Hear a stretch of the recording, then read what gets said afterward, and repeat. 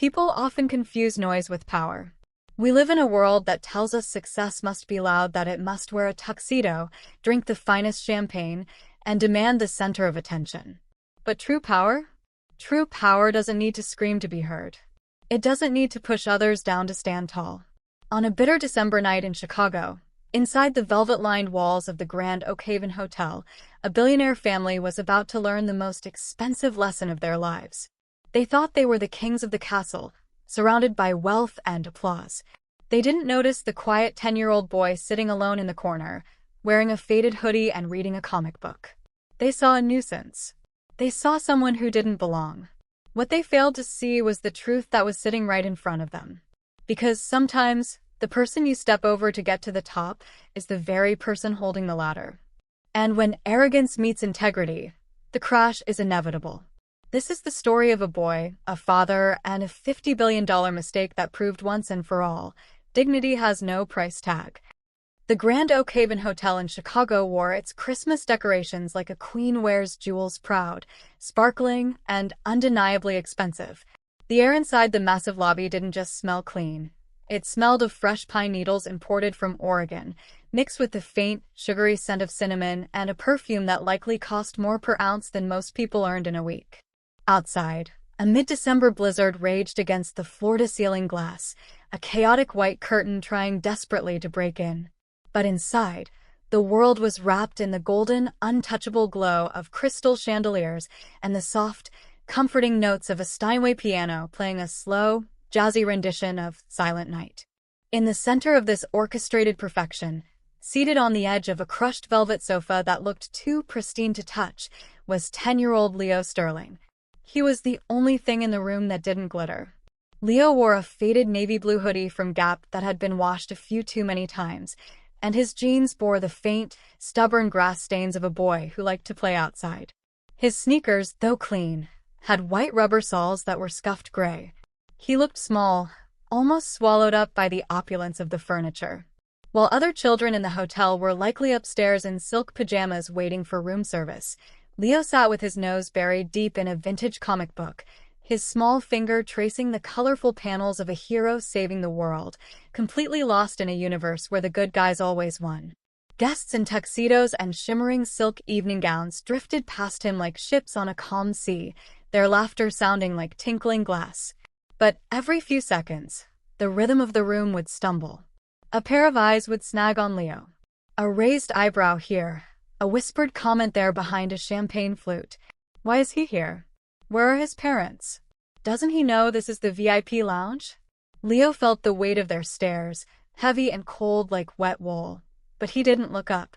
His father had told him to wait right here, and Leo Sterling kept his promises. You look like you're holding up the weight of the world on those small shoulders, young man. The voice didn't carry the sharp edge of judgment Leo had grown used to in the last 20 minutes. It was warm, textured with age and kindness. He looked up to see a woman standing over him. She was wearing the hotel's black and white server uniform, crisply ironed, with a festive pin shaped like a candy cane attached to her lapel. Her name tag read Martha, and her face was a map of kind wrinkles that crinkled around warm, brown eyes that reminded Leo of his own grandmother. She wasn't holding a menu to chase him away. In her hands was a silver tray, and on it sat a steaming porcelain mug of hot chocolate, piled high with fluffy white marshmallows that were just beginning to melt over the rim, alongside a gingerbread cookie shaped like a smiling little man. Leo blinked, lowering his comic book slowly. I didn't order this, ma'am. I don't have any money right now. My dad has my wallet. Martha chuckled, a sound that felt warmer than the fireplace crackling nearby. She noticed the worn treads on his sneakers, so similar to the ones her own grandson wore back home, sneakers she prayed would last through the winter. Money isn't the only currency in this hotel, honey. Sometimes patience pays off too. She set the tray down on the marble coffee table in front of him, pushing it gently within his reach. It's on the house. You look like you could use something sweet while you wait for your Santa Claus. Leo stared at the steam rising from the mug, smelling the rich, dark chocolate. A shy, genuine smile broke across his face, transforming him from a misplaced intrusion into just a happy little boy. Thank you, Miss Martha. My dad isn't Santa, but he is in a meeting upstairs. He said he wouldn't be long. Well, meetings have a way of dragging on, just like winter in Chicago, Martha said softly. She noticed the hood of his sweatshirt was twisted uncomfortably around his neck, exposing him to the draft from the revolving doors. Instinctively, she reached out her hands, rough from years of hard work but gentle as a breeze, and straightened the fabric, patting his shoulder. There. You stay warm, Leo. A gentleman needs to look sharp, even in a hoodie. For a moment, the vast, intimidating lobby felt a little smaller, a little less lonely. Leo took a sip of the cocoa, the marshmallows melting on his tongue, and felt a bloom of gratitude for this stranger who saw a boy instead of a blemish on the scenery. He felt safe. But the peace was fragile. The soft piano melody was suddenly shattered by the aggressive clack-clack-clack of high heels striking the marble floor like a gavel, followed by a booming voice that cut through the hum of conversation loud enough to make the pianist miss a note. Manager. Why is this area occupied? We specifically requested the fireside view for the pre-signing photos. Richard Harrington didn't just walk into a room. He invaded it. He marched through the revolving doors with his chin held high, his eyes scanning the lobby not for people, but for mirrors to reflect his own importance. At 55, wearing a bespoke Italian suit that cost more than a mid-sized car, Richard looked like the picture of success. But anyone looking closely, really closely, would see the tiny beads of sweat collecting at his hairline, or the way his fingers nervously tapped against the platinum face of his Rolex. Beside him, his wife, Clara, was a vision in emerald green silk, clutching a designer handbag like it was a life preserver. The lighting here is acceptable, Richard muttered, ignoring the bellboy who offered to take his coat. He turned to Clara, his voice a low, frantic hiss. We need the photo to be perfect, Clara. The investors are getting skittish. If we don't land the sterling deal tonight, the company is finished. We need to look like we've already won. I know, Richard, Clara whispered back, forcing a bright plastic smile for no one in particular. We'll get the shot by the fireplace. It screams old money. That's what Marcus Sterling likes, isn't it? Tradition. They navigated the crowded room with practiced arrogance, parting the sea of guests until they reached the prime spot near the grand fireplace. But as Richard turned to frame the perfect shot, the one that would grace the front page of the business section tomorrow, his face twisted in disgust. The aesthetic was ruined. There, right in the center of their perfect backdrop, sat the boy in the faded hoodie. Leo was still sipping his cocoa, blissfully unaware that he was currently destroying the composition of a billion-dollar lie. Unbelievable, Richard sneered, loud enough for the nearby tables to hear. Clara, look at that. It looks like the charity ward wandered into the VIP section. Who lets a street urchin sit on velvet? Clara wrinkled her nose, shielding her eyes as if the poverty might be contagious. It's ruining the shot, Richard. Do something. We only have 10 minutes before Mr. Sterling arrives. Richard straightened his tie, summoned his most intimidating boardroom glare, and strode over to the sofa. He didn't say excuse me. He didn't ask nicely. He simply tapped his knuckles hard on the marble table, the sound echoing like a gunshot. Hey, you. Kid, Richard barked. Leo jumped slightly, nearly spilling his drink. He looked up, his eyes wide and confused, meeting Richard's cold, impatient stare. Sir? Leo asked, his voice small. You're ruining the view, Richard said, waving his hand dismissively toward the door. This area is for paying guests. Go play outside. Go find a playground. Just get out of my frame. Leo set his mug down carefully. He didn't run away, and he didn't cry. He sat up a little straighter, remembering what his father had taught him about looking people in the eye. I can't leave, sir, Leo said politely but firmly. My dad told me to wait right here. He said it was the safest place. Richard laughed, a harsh, barking sound devoid of any humor. He looked around at the other guests, seeking an audience for his wit. Your dad? Let me guess, Richard smirked, leaning down until he was uncomfortably close to Leo's face. Is he in the basement unclogging a toilet? Is he taking out the trash? Is that why he parked you here? Tell him the guests are complaining about the smell. The insult hung in the air, heavy and toxic. A few guests nearby stopped talking, their champagne glasses frozen halfway to their lips. Even the fire seemed to crackle a little quieter. Leo's hands balled into small fists on his lap. He took a deep breath, swallowing the lump in his throat. He looked at Richard, really looked at him, and saw not a powerful man, but a bully in a shiny suit. "My father doesn't clean toilets," Leo said, his voice quiet but steady, cutting through the sudden silence of the lounge. Richard rolled his eyes, checking his watch again. "Oh, save the story, kid. I don't care if he's the King of England. Move." Leo didn't flinch. He picked up his comic book, closed it deliberately, and looked Richard dead in the eye. "He's not the king," Leo said softly. "He owns the company you're trying to impress." Richard threw his head back and laughed, a harsh barking sound that made the guests nearby turn their heads in discomfort. It wasn't a laugh of amusement. It was the sound of a predator toying with prey. "Owns the company?" Richard wiped a tear of mirth from his eye, shaking his head at Clara. "Did you hear that? The kid has an imagination. I'll give him that." He turned back to Leo, his smile vanishing instantly, replaced by a sneer. "Listen to me, you little liar. I don't have time for fairy tales. I have a billion-dollar merger to close. Now move or I'll have you dragged out." Richard reached out, his hand closing toward Leo's shoulder, but before he could make contact, a silver tray slammed onto the marble table between them with a deafening clatter. "That is quite enough, sir." The voice wasn't loud, but it was trembling with a rage that commanded attention. Martha had stepped between the billionaire and the boy. Her hands were shaking as she gripped her empty serving tray, but her feet were planted wide, immovable as an old oak tree. Richard recoiled as if the tray were a weapon. He looked at Martha, really looked at her for the first time, seeing not a person, but a uniform. A servant. An obstacle. "Excuse me," Richard sputtered, his face flushing a deep, angry red. "Do you know who you're talking to?" "I'm Richard Harrington. I'm about to become the most important partner this hotel has ever seen." "I don't care if you're the President of the United States," Martha said, her voice gaining strength, fueled by the protective instinct of a grandmother. "This boy is a guest. He is drinking his cocoa, he is minding his own business, and he is freezing. It is 10 degrees below zero outside. You cannot throw a child out into a blizzard just because you want to take a picture." Leo looked up at Martha, his eyes wide. He knew she was scared. He could see her apron fluttering where her knees knocked together, but she didn't back down. Clara stepped forward, clutching her pearls. "This is outrageous. Richard, are you going to let the help speak to you like that? Call the manager. Have them both removed. We are meeting Marcus Sterling in 5 minutes."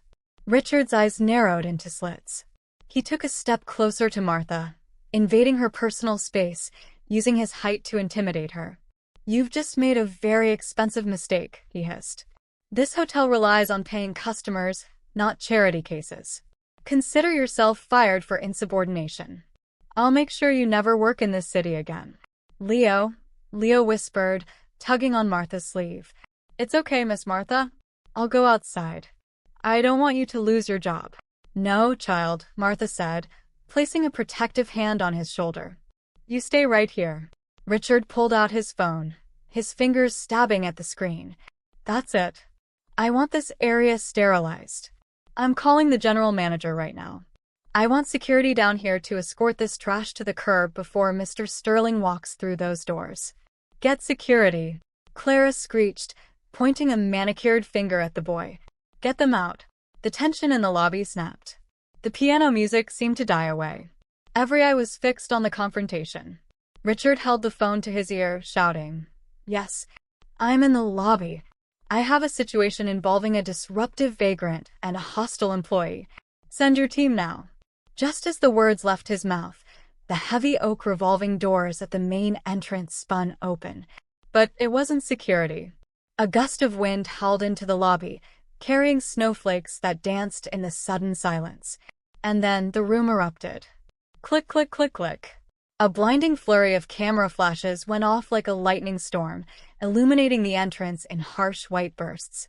Through the chaos of the light, a tall figure in a dark charcoal wool coat strode into the room. He didn't look at the cameras. He didn't look at the grandeur of the hotel.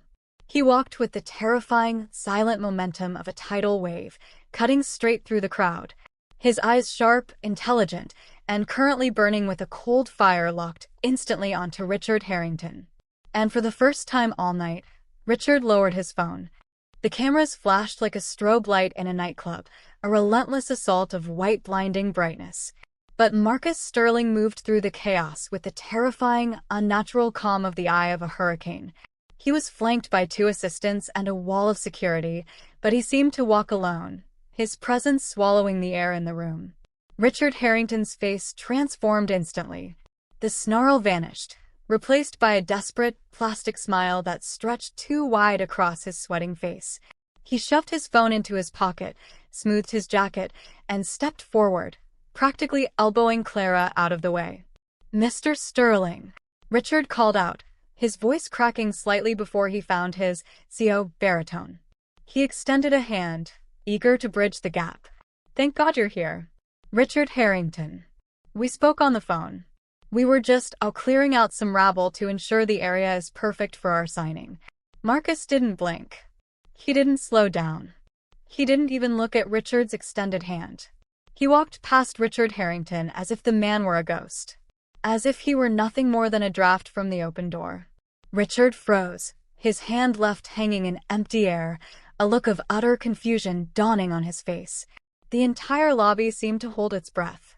Why was the billionaire ignoring his partner? Marcus continued his stride until he reached the velvet sofa. And then, he did something that made the gathered crowd gasp. The man who controlled $50 billion in assets, the man known as the Iron Wolf of Wall Street, dropped to one knee on the hard marble floor. He didn't care that the wet snow from his boots was staining the expensive rug. He didn't care that he was ruining the crease of his trousers. He reached out and gently brushed a snowflake from the shoulder of the boy in the faded Gap hoodie. "I'm sorry I'm late, son," Marcus said, his voice dropping from a boardroom command to a gentle, fatherly whisper. "The traffic was a nightmare. Did you finish your comic?" The silence that followed was absolute. It was the kind of silence where you could hear a heartbreak or a career end. Richard's hand dropped slowly to his side. His face drained of color so fast it looked like the blood had simply evaporated. Clara let out a strangled gasp, her hand flying to her mouth. Leo nodded, his eyes bright with relief. He pointed a small finger at the untouched gingerbread man on the table. "I did, Dad. Miss Martha gave me cocoa."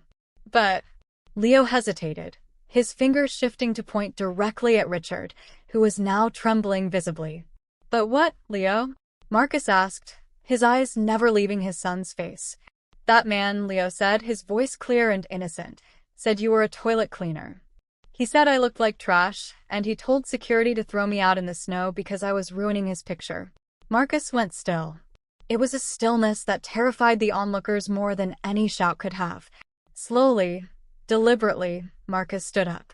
He turned, not with speed, but with the heavy, grinding inevitability of a glacier. He towered over Richard Harrington.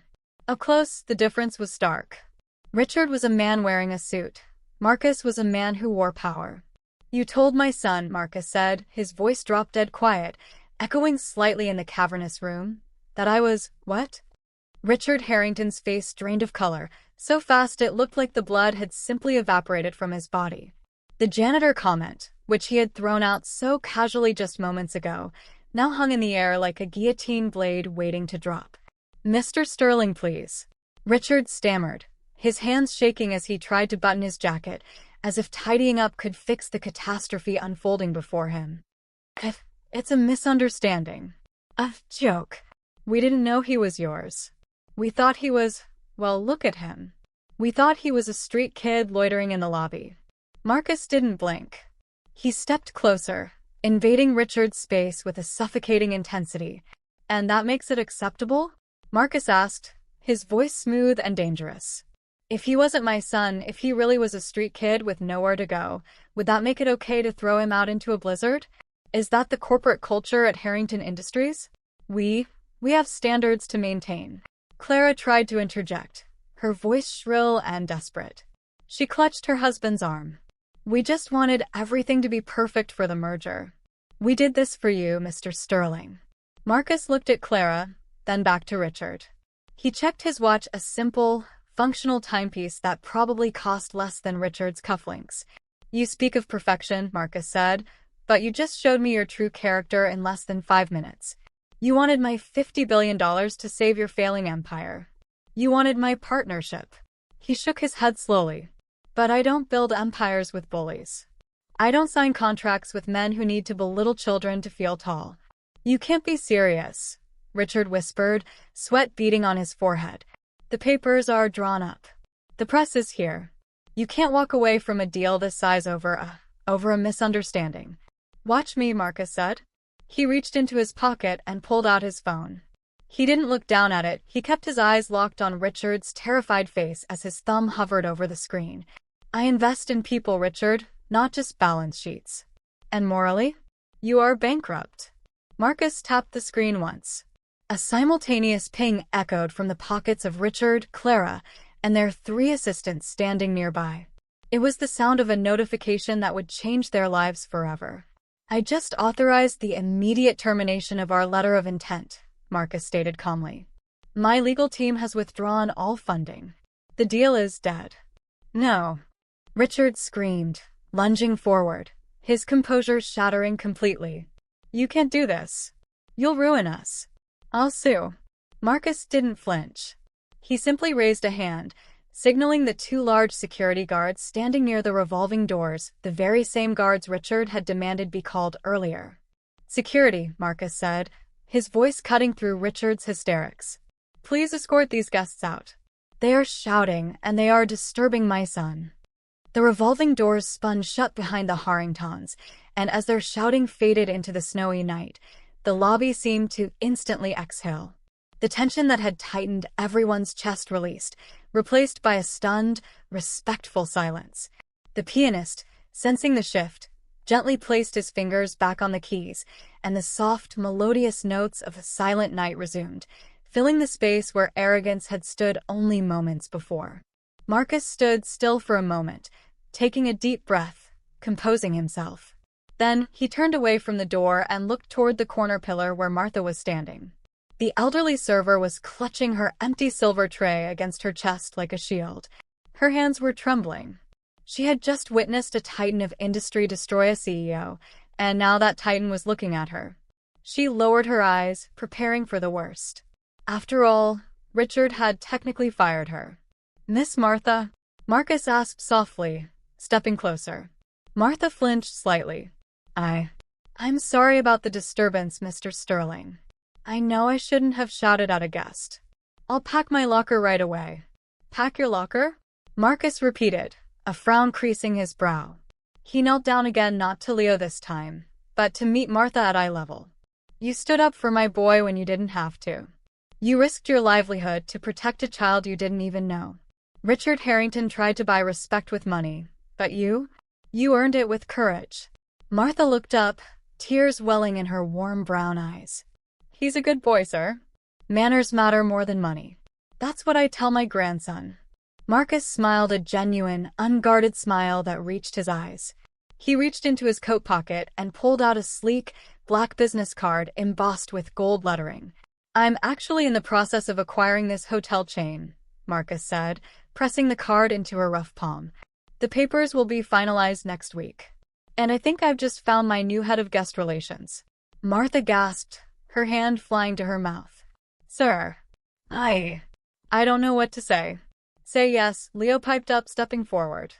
He wrapped his small arms around Martha's waist, burying his face in her apron. "Thank you for the cocoa, Miss Martha. And for saving me." Martha hugged him back, rocking him slightly, tears finally spilling over her cheeks.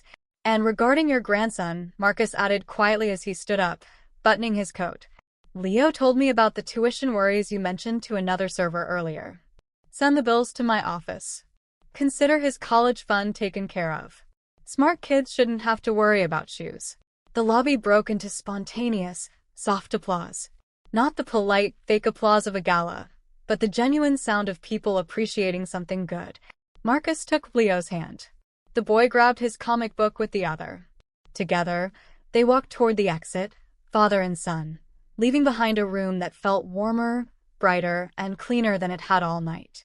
As the valet opened the door to their waiting car, The cold wind nipped at them, but Leo didn't feel it. He looked up at his dad. "You really canceled a $50 billion deal because they were mean to me?" Marcus squeezed his son's hand, looking back at the glowing lights of the hotel one last time. "Remember this, Leo," he whispered, his voice disappearing into the snowy night. "Integrity is the only suit that never goes out of style." As the snow settled over Chicago that night, the warmth of a simple cup of cocoa proved to be more powerful than a billion-dollar merger. We are often tempted to judge the book by its cover, but Leo and Martha reminded us that true dignity doesn't need a designer label to shine. So the next time you meet a stranger, take a moment to look a little closer, because kindness is the only investment that never fails to return a profit.